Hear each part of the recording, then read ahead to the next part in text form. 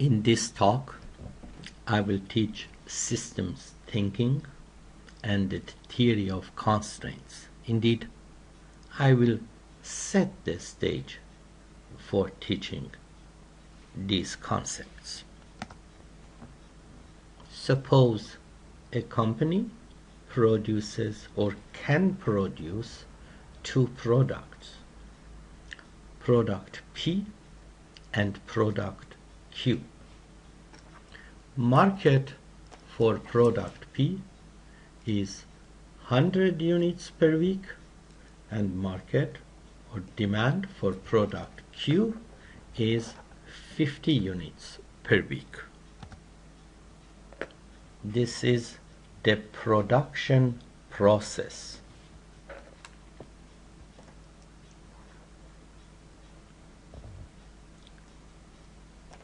I have raw material 1 and raw material 2. Raw material 1 passes through these two departments, Department A and Department C. It will stay in Department A for 15 minutes, in Department C for 10 minutes. Raw material 2 goes through Department B in 15 minutes and Department C in 5 minutes. Then these two parts will join each other in Department D. They will be assembled along with the third part, and they all together form product P.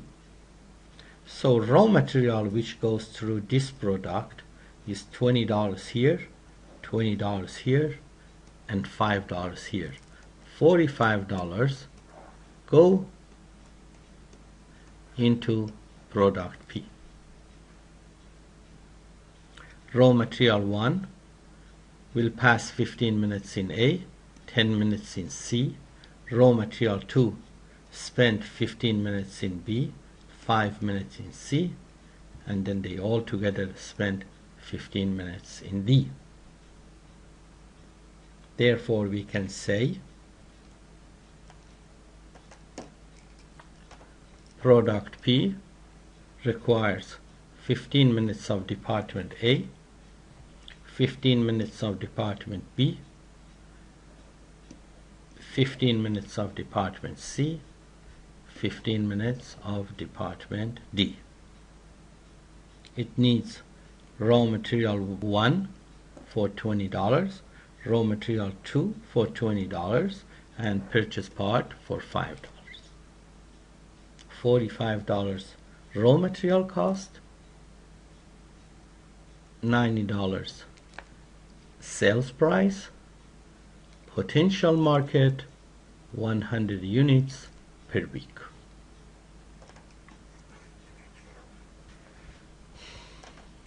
Product Q, there is a market of 50 units, potential market of 50 units for product Q. Each unit of product Q is sold for $100. There are two raw materials in product Q, raw material 2 and raw material 3. 2 for $20 per unit, 3 for $20 per unit. Raw material 2 goes through Department B for 15 minutes, then Department C for 5 minutes, then goes to Department D. Raw material 3 goes through Department A for 10 minutes, then B for 15 minutes, then goes to D. These two raw materials spend 5 minutes in Department D, and they form product Q.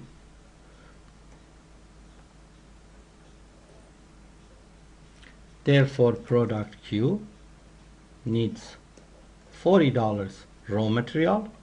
It is sold for $100. Potential demand is 50 units per week. Raw material of this product should go 10 minutes in Department A, 30 minutes in Department B, 5 minutes in Department C, and 5 minutes in Department D.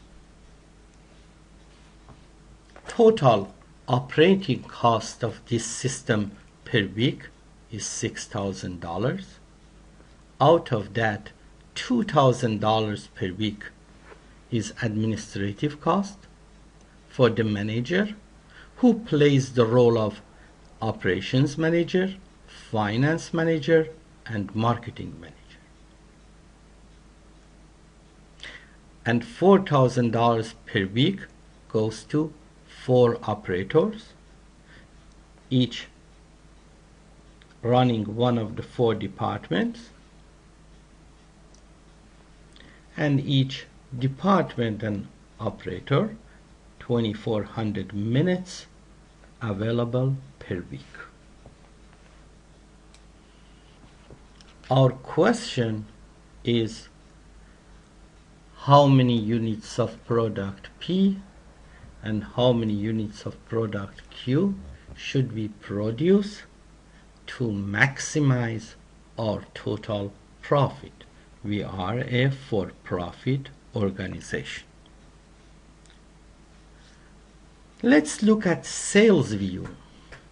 Suppose you are the sales manager and you will be paid a 10% commission on sales price. What product do you like to sell? Product P has a sales price of $90. 10% of it is your commission. So you get $9 for each unit of product P when you sell. Product Q, its sales price is $100.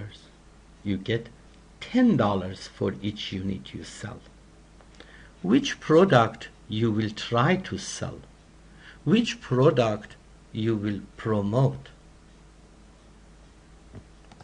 Product Q, because for each unit you sell, you will collect $10, which is larger than $9.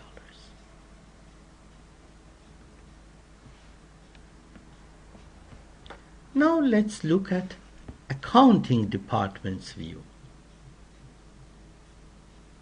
In standard costing, operating expenses or overhead is distributed over different products based on a factor. In our problem, our operating expense or overhead is $6,000. How could we allocate this $6,000 to different products? Where are 2 products, product P and product Q. Standard costing is a generally accepted accounting principle, what they call it GAAP. It attempts to absorb all overhead costs to product using a single cost driver. Usually, overheads are directly allocated among the various products in proportion of the cost driver of direct labor cost. So we look to see how much is our direct labor cost in each product, and we allocate overhead based on that. Here we said our direct labor cost is our cost driver, but actually the choice of cost driver depends on the nature of the business. Here, in our example, instead of direct labor cost, we assume the overhead costs are allocated to different products in proportion to the potential market. Potential market was 50 for P and 100 for Q. If we can satisfy all the demand, we have sold 150 units. we allocate this $6,000 based on the number of units that we may produce, and that is 150. Therefore, if we produce all our 150 units, which is our total demand, then overhead cost per unit for each unit of product would be $40 if we can sell 150 units. If we can sell less than 150 units, then overhead cost per unit of product would be greater than $40. For a minute, suppose we can produce and sell 150 units, and therefore our overhead cost per unit is $40. Now let's see our standard cost accounting system promotes production of which product. We have product P and product Q. Product P has $5 purchase material, purchase parts, $20 raw material 1, $20 raw material 2. All raw material cost together is $45. For product Q, it is $40. Operating expense or allocation of operating expense is $40 per unit, which is the same for both products. In terms of standard costing, cost of product P is 40 plus 45, which is 85, and cost of product Q is 40 plus 40, which is 80. Therefore, in the school of standard costing for this problem, we prefer to produce product Q because it has a lower cost. In standard costing, we allocate operating expense or overhead based on a single factor, and we directly allocate it to the product. In activity-based costing, we try to allocate overhead and operating expenses first to activities, then allocate activity costs to products. Here we want to find a more logical relationship between overhead costs and product costs by using an intermediate step, which are activities. We go from overhead to activities and then from activities to products. In activity-based costing, operating expenses can be allocated to activities in several levels, for example, plant level, batch level, product level, and so on and so forth. We don't go through that extensive discussion, but we only get the essence of the concept, and we say here in our example, in activity-based costing or ABC, we allocate administrative costs based on the time they spend on each product. Our manager, who is our operations manager, marketing manager, finance manager, and all other types of managers, spends 80% of his time on product P and 20% on product Q.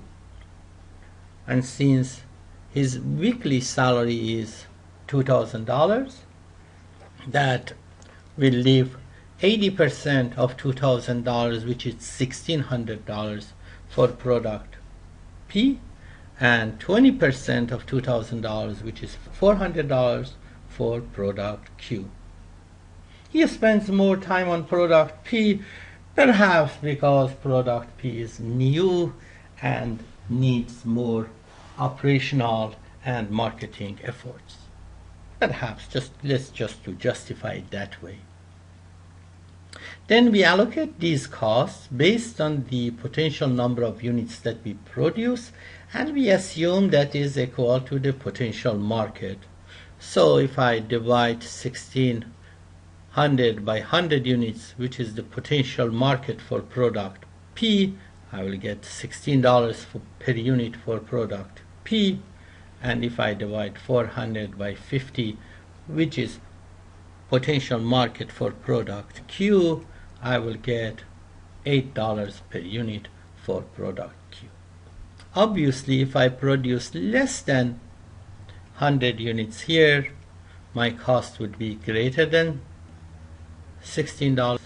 And if I produce less than 50 units here, my cost would be greater than $8. But we stay with those numbers. Non-administrative costs are allocated based on potential market, and that is 50 for Q and 100 for P. That is a total of 150, and we divide 4,000 by 150, and we will have 26.7 per unit of product. Therefore, product P, product Q, raw material 45 for P, this is what we computed it earlier, 40 for Q, administrative operating expense $16 for P, $8 for Q, non-administrative operating expense 26.7 for each. That will leave us with 87.7 for P and 74.7 for Q. And therefore, from the point of view of activity-based costing, perhaps we prefer product Q. Now suppose you are the financial manager and you are in favor of a product with higher profit or higher gross income. Product P, sales price 90, Q 100. In the perspective of standard costing, total cost of product P per unit is 85, that of Q is 80, and therefore gross income is $5 for P and $20 for Q. Perhaps you are in favor of product Q. From the perspective of activity-based costing, cost of product P is 87.7, that of Q is 74.7, and therefore gross income is for product P and more than 10 times of that for product Q. Don't forget, in both activity-based costing and standard costing, what we did, we allocated fixed cost also to the units of product. Perhaps this is not a correct procedure. Now let's ignore the fixed cost and only look at the variable cost. Let's see from the perspective of marginal profit what product is preferred. So profit margin of product P is $90 sales price minus $45 pure variable cost. It is only this $45 which is purely variable. The rest, salary of the manager and those 4 operators, they are not really variable. If you produce 100, they will be divided by 100. If you produce 50, still those costs are there and you need to divide them by 50. So those administrative and non-administrative operating expenses are not variable cost. When we assume they are variable, when we treat them as variable costs, perhaps we make some mistakes. However, even from the perspective of profit margin of P is $45, while that of Q is $60. And perhaps even in this perspective, you prefer product Q. Let's look at our friend, the production manager. Production manager may look at minutes of production or profit per minute of production. Profit per minute of production time. Product P will use department A for 15 minutes, B for 15 minutes, C for 15 minutes, and D for 15 minutes. Product P needs A for 15 minutes, B for 15 minutes, C for 15 minutes, and D for 15 minutes. Product Q needs B for 30 minutes, A for 10 minutes, C for 5 minutes, and D for 5 minutes. And that is exactly what I have here. Product Q needs A for 10, B for 30, C for 5, and D for 5. Total time of production here is 50, and here is 60. Therefore, as long as production time is concerned, we go for product Q. However, we may say profit margin for product P is $45 and for product Q is $60. If that is the case, then we may divide profit margin by the number of minutes used for both products. If we do that, we get 0.75 for product P, 1.2 for product Q. Profit margin per minute of production for product P is 0.75, while for product Q is 1.2, both dollars per minute. Here again, we promote product Q. All our friends, all experts who we went to, they told us, first produce product Q. Then, if you do have capacity, go for product P.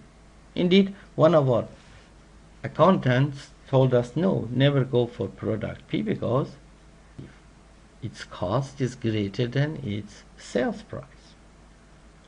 Now suppose we listen to these people and we give priority to production of product Q. Market for product Q is 50 units.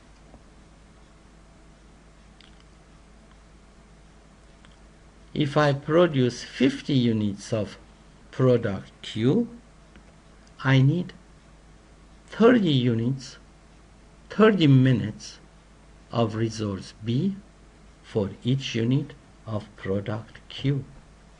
Therefore, I need 1,500 units of resource B for product Q. That will leave me with 2,400 minus 1,500, which is 900 minutes of capacity of department or work center B. For each unit of product P, I need 15 minutes of resource B.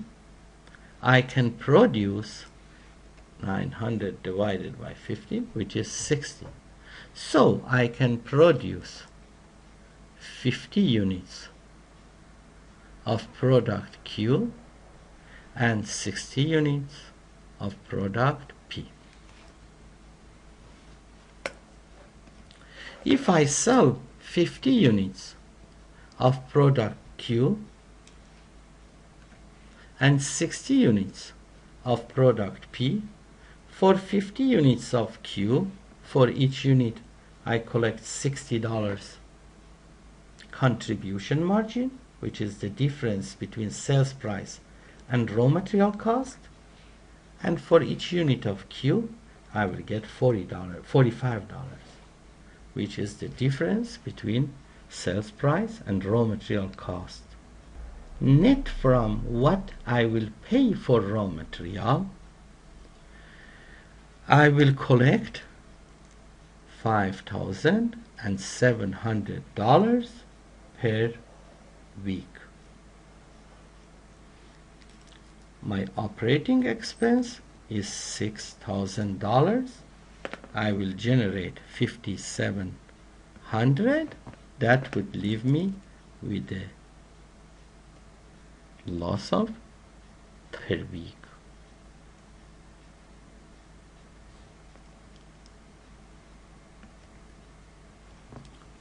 Now let's see if we can produce 50Q and 100P. I should go to all my work centers and see how much capacity do I have and how much capacity do I need. My capacity in all work centers is 2400 minutes per week. If I go to resource A or work center A or department A, for 100 units of P, for each unit I need 15 minutes A.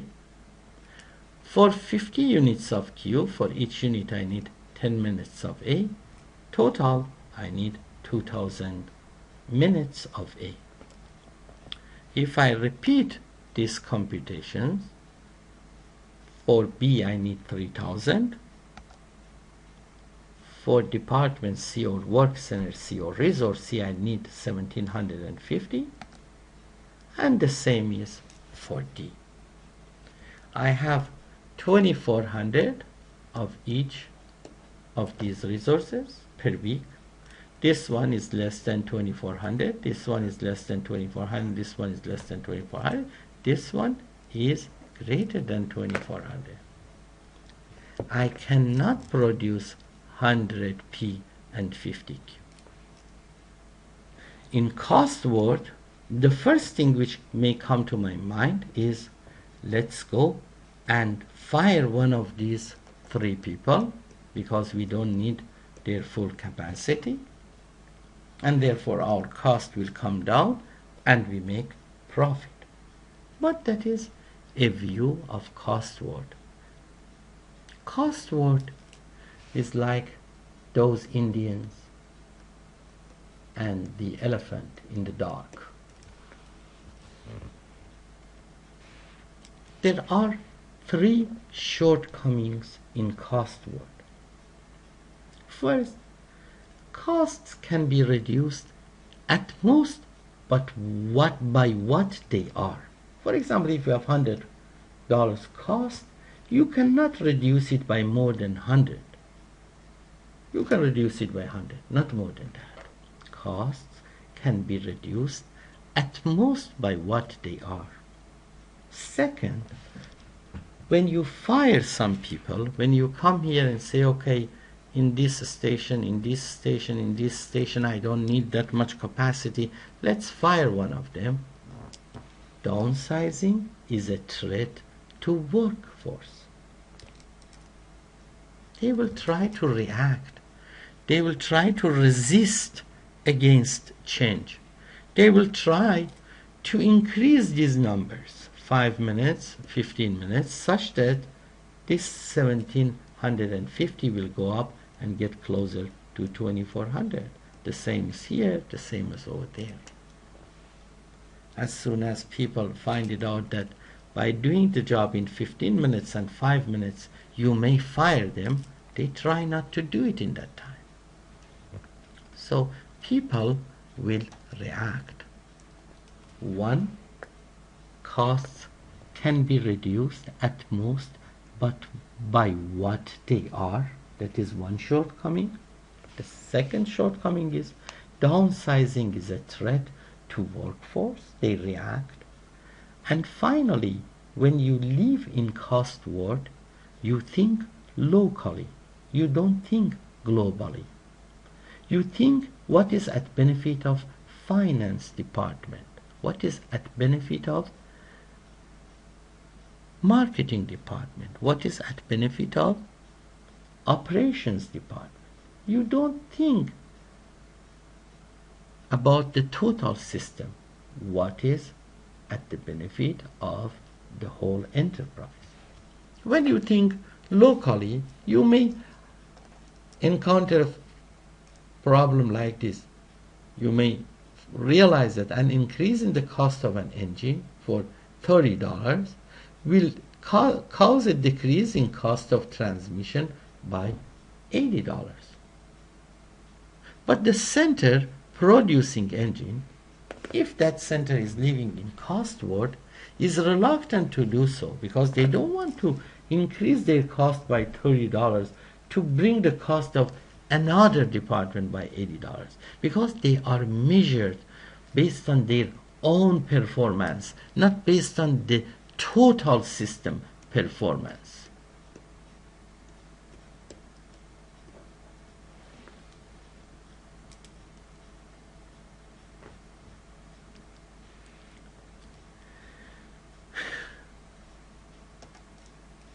The departments, the processes within a company work like links of a chain. A chain is as strong as its weakest link. In cost world, when you have a chain of 10 links, and if 9 of them are as strong as 100 pounds and one of them is as strong as 50 pounds, because the capacity of the chain is now 50 pounds, you try to cut out the strength of those 100 pounds links. Fire people. Reduce the capacity of those links to 50 pounds. This is cost word view. Try to reduce things. Try to increase efficiency.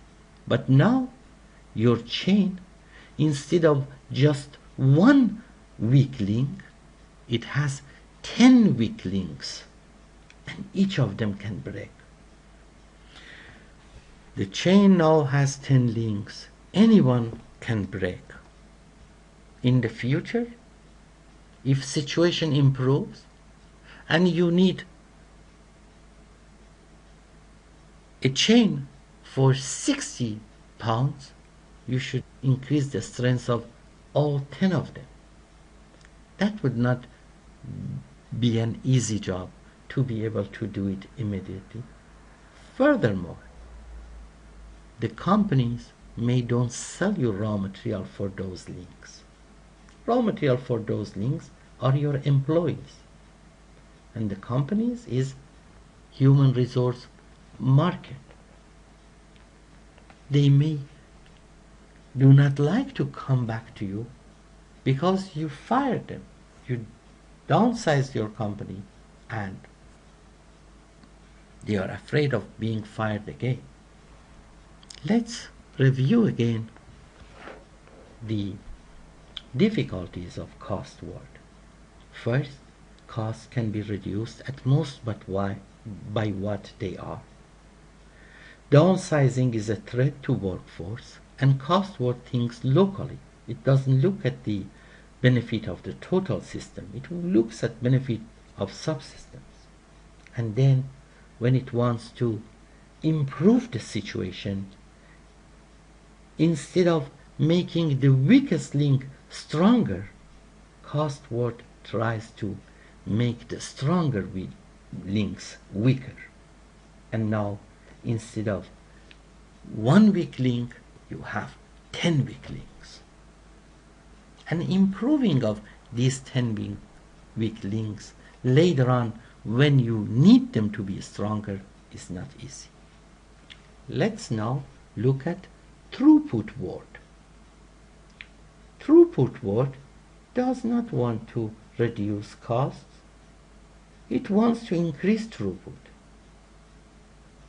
It wants to increase the quality of graduates of CSUN, and it wants to increase the rate of graduation at CSUN.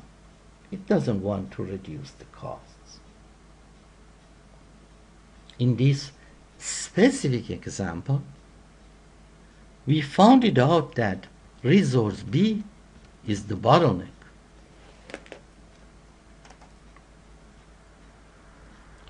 That is resource B which does not allow us to reach market.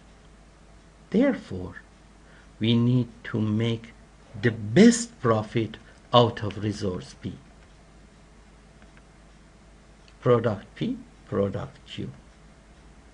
Profit margin of product P, $45.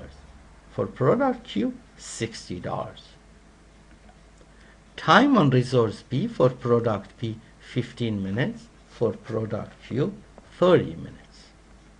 Therefore, profit margin per minute of production on the bottleneck resource, on the binding resource, is 45 divided by 50, which is $3 per minute for product P, and 60 divided by 30, which is $2 per minute for product Q.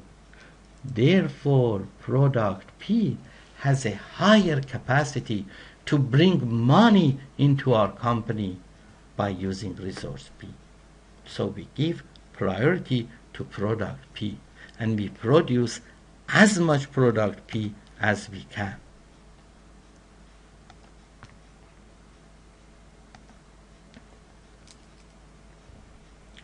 Market for product P is 100.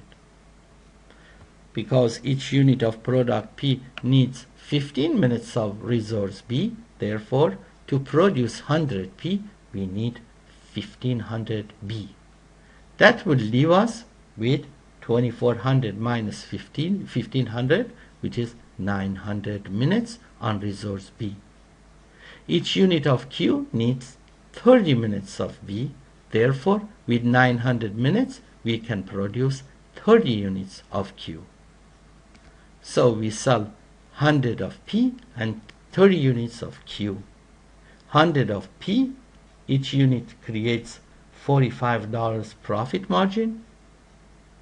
30 units of Q, each unit produce $60 profit margin.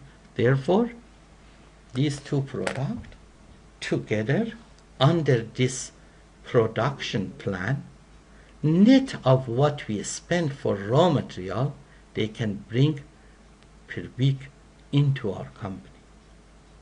Our total operating expense is $6,000. 6,300 minus 6,000 is $300 profit. Now we can make $300 per week profit. The previous situation took us to $300 loss per week. See, let's go and spend some money on marketing of product P. Now we produce and sell 100 units of P. What if by some marketing effort I can increase the market of product P from 100 to 102 by 2 units? If I increase that market, because for each unit of product P I need 15 minutes of resource B, I need 30 more minutes of resource B. I don't have it. The only way to get it is to release it from production of product Q. Each unit of product Q needs 30 minutes of B. Therefore, if I reduce my production of Q by 1 unit, I can produce 2 more Q. Each unit of P brings $45 into this company. 2P will bring $90. 2 times 45. But I should leave 1 unit of Q. And 1 unit of Q brings $60. So I should subtract it. Therefore, if I can increase the market of this product, the market of product P, by 2 units, I can increase my profit by $30. So I'll be willing to pay $25 advertising expenses per week to be able to sell 2 more units of product P. What lessons have we learned? The first lesson we learned was decisions should promote a growth strategy. We should think of increasing throughput, not decreasing costs. Impact of increasing throughput is profoundly bigger than impact of reducing costs. So we define our objective as maximization of profit, maximization of throughput, not minimization of cost. The second lesson is think globally, not locally. Link performance of each system like marketing, finance, operations to the performance of the total system. Don't go and define local goals and local measurement systems.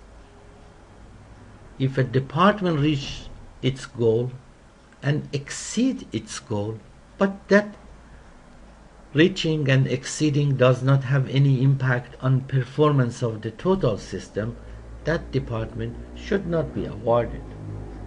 Indeed, we should let them to just sit and enjoy their time, or help other subsystems to improve the performance of the total system. Just like links of a chain, the processes within the enterprise work together to generate profit for stakeholders. A chain is as strong as its weakest link. Live in throughput mode, maximize your throughput, maximize your profit. Think globally, not locally, and link performance of all subsystems to the performance of the total system. Go and find your constraints. Find where is it which is limiting the system to achieve its best. Go and exploit that constraint. Find the best use for that constraint. The last lesson we learned is do not treat sunk costs as variable costs. Do not treat administrative and non-administrative costs as variable cost. Do not treat human being costs as variable cost. Any cost which is not very variable, which does not have a very high correlation with production, shouldn't be considered as variable cost. We should put those sunk costs aside, make our decision based on contribution margin, and that is what brings money into the company. The difference between sales price and pure variable costs like raw material, which has a direct one-to-one relationship with the volume of production. Then see if what you bring inside the company can cover its fixed costs or not. Here we define the 5 steps of the theory of constraint. Step 1, identify the system's constraint. This constraint could be physical. For example, one department, like here department B, does not have capability of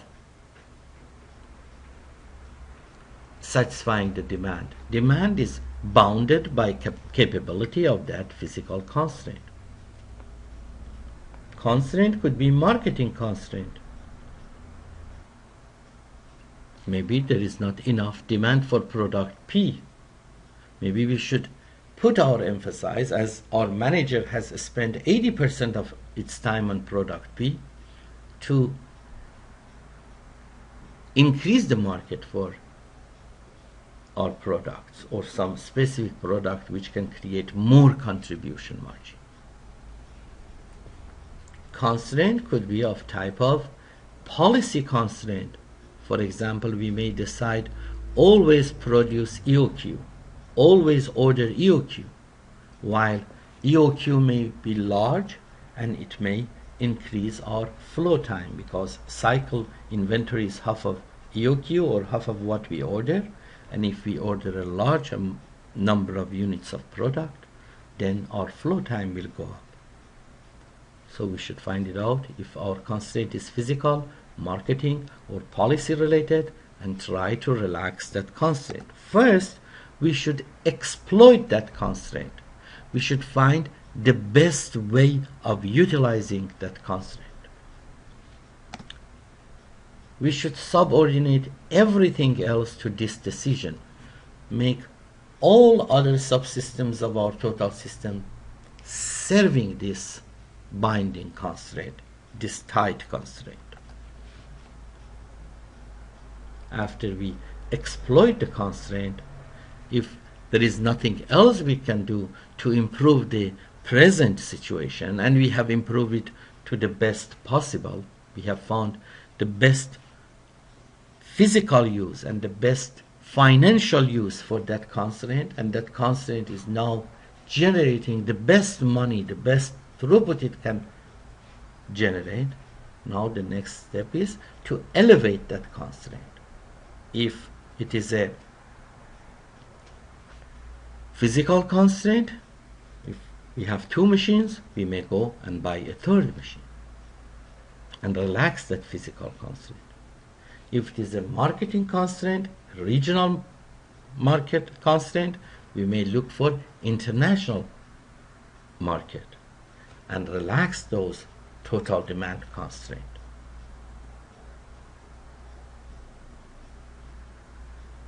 If it is a policy constraint, measurement constraint, we may change that constraint. We may say decision for production should be based on flow time, not based on EOQ. And step 5, this process is a repetitive process. We find a constraint, exploit it, elevate it, and when it is relaxed, another constraint appears and we go and work on that second constraint. This was my introduction to systems thinking and the theory of constraint.